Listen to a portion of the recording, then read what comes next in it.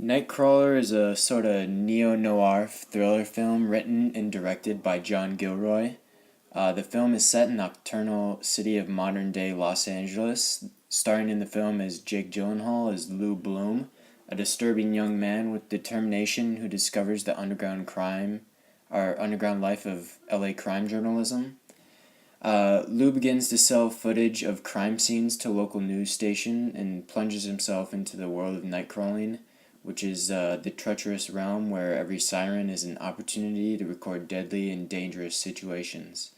Lou becomes successful in his sort of business, although as he improves and becomes more successful, it becomes more and more apparent that he will do anything to get the hot story. In this particular scene, Lou has just stumbled upon a breaking and entering and has arrived at the scene before the police. Lou records the armed men leaving the house before venturing into the large mansion himself. This scene introduces a subplot into the story where Lou continues to follow the men who committed the home invasion in order to get more footage and further progress the story in the news. In the scene, the audience follows Lou as he records the footage of the crime and the three homicides that occurred from it. This scene utilizes a variety of different camera movements that help the audience feel as if they are there with Lou, following him into the house and then running away and into the house. At the start of the scene, the camera is in third person, viewing the car from above. The camera then does a combination of tilts, pans, and tracking shots in order to give the audience a view of the car and create excitement, which is enhanced when combined with the exciting music. When Lou arrives at the house, the camera is stationary and does a pan shot in order to help illustrate that he is running from the car into the house. The same technique is later used when Lou leaves the house again. The camera is constantly following Lou as he moves around the house.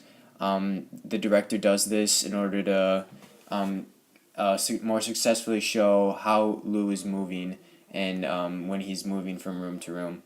A combination of pans and tracking shots are used to effectively demonstrate the motion and movement of the scene. The camera speeds up and is more shaky when the scene becomes intense and the pace of the scene speeds up.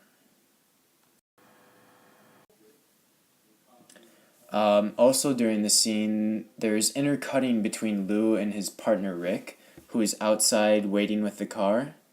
The cutting between rooms and between shots changes the pace with the scene and with Lou. As Lou begins to rush and exit the house, the cuts are quicker and more pronounced than the smooth, long transitions when he first enters the mansion.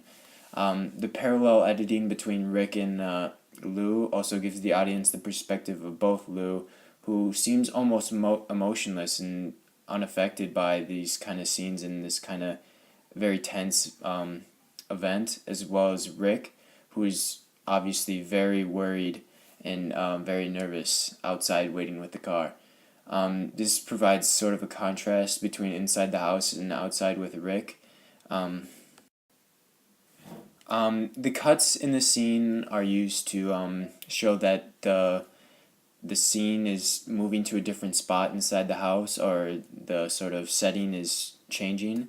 Other than that, the cuts are usually pretty clear.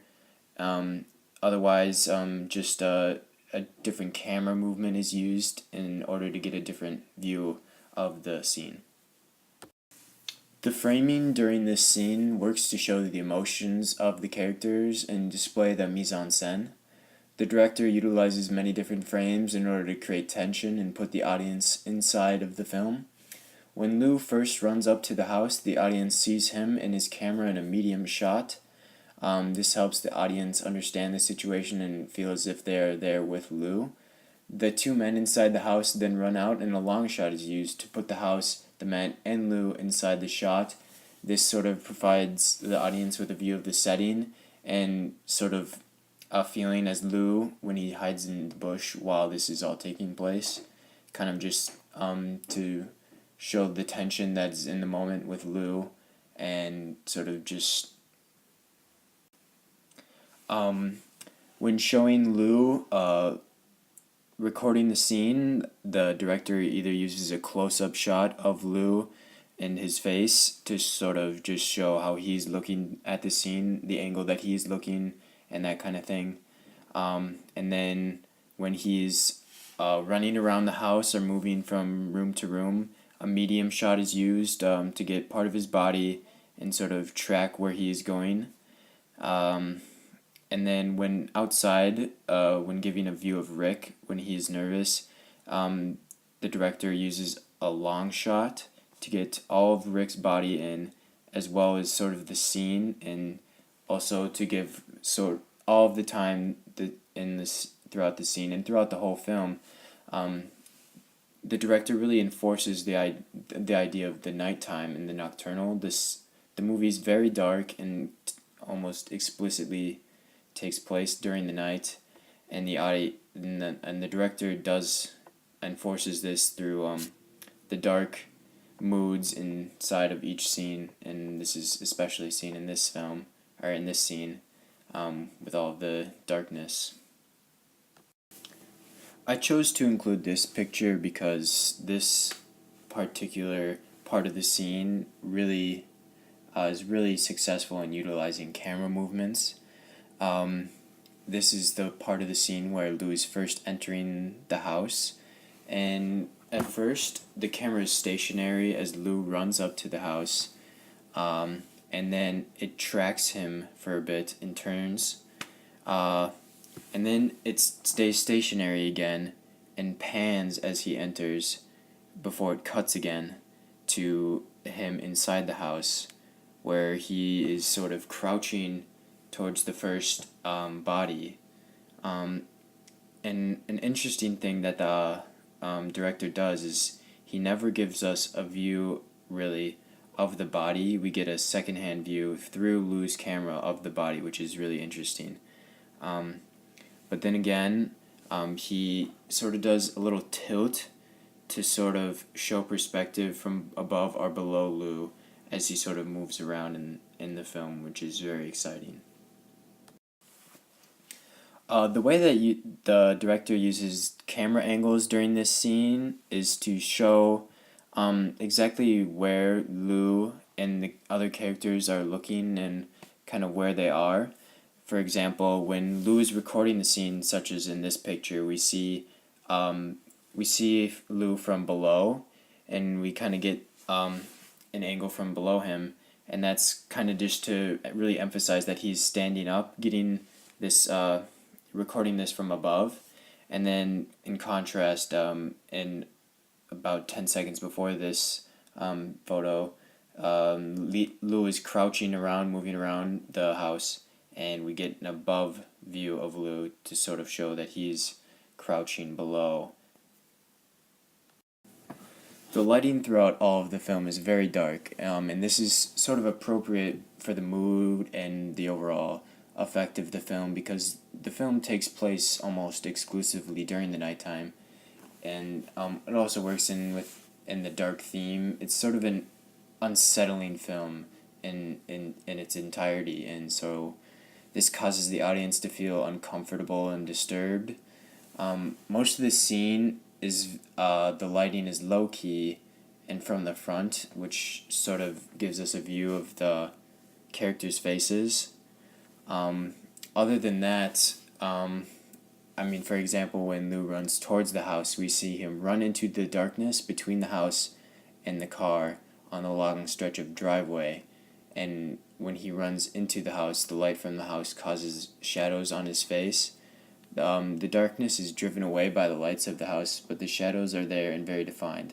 And the author's always emphasizing this sort of theme of darkness, and that kind of works within like the whole Nightcrawler dark theme and mood.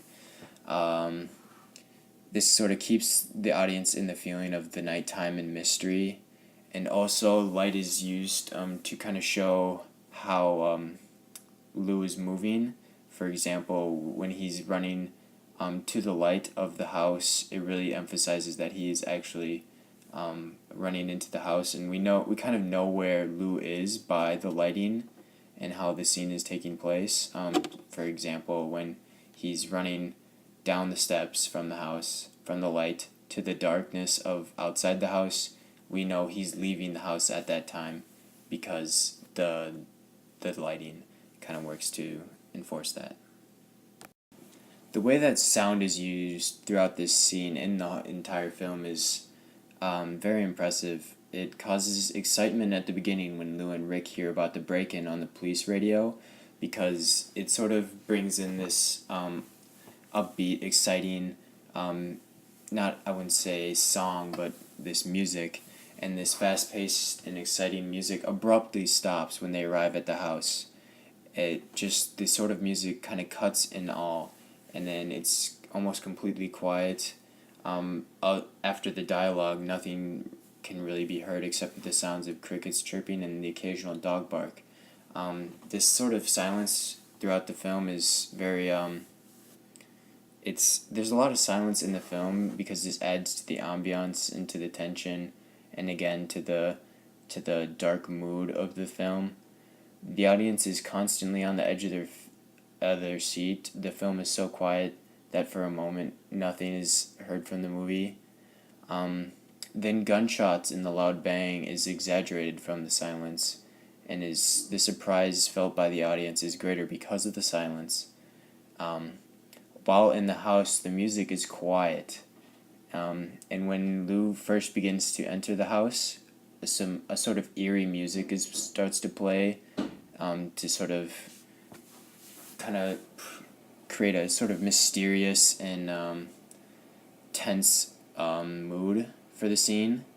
And then the music quiets down for a sec right before the first reveal of the first body, and then as soon as we see that, the volume changes and sort of we get this a different sort of eerie music, and that kind of adds to the surprise and reveal.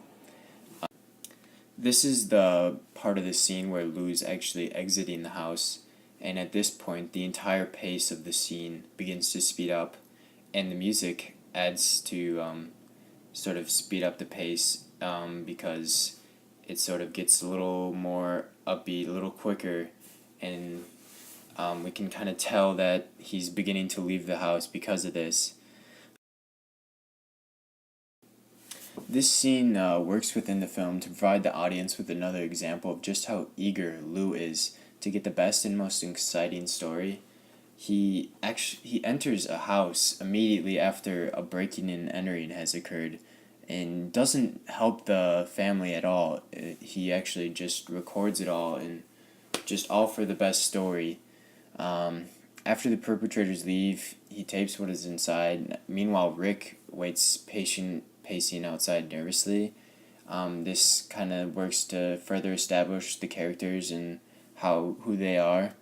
Lou is almost psychotic in his pursuit for crime footage, while Rick is hesitant and continues to worry more and more about what it is he's actually doing with Lou. The camera is used to emphasize the subjective point of view. Lou is a sort of stone cold, but I wouldn't say he's stone cold. He isn't really brave, but he's just unfazed by the brutality he sees. The camera shows this by giving close-up shots of Lou recording the scene. The camera also gives a good amount of medium and long shots to establish the setting of the scene and enforce the nocturnal mood. Oftentimes, the camera cuts to a medium shot of one of the characters in the dark, while the sound is quiet and only the chirping of crickets and occasional dog bark can be heard.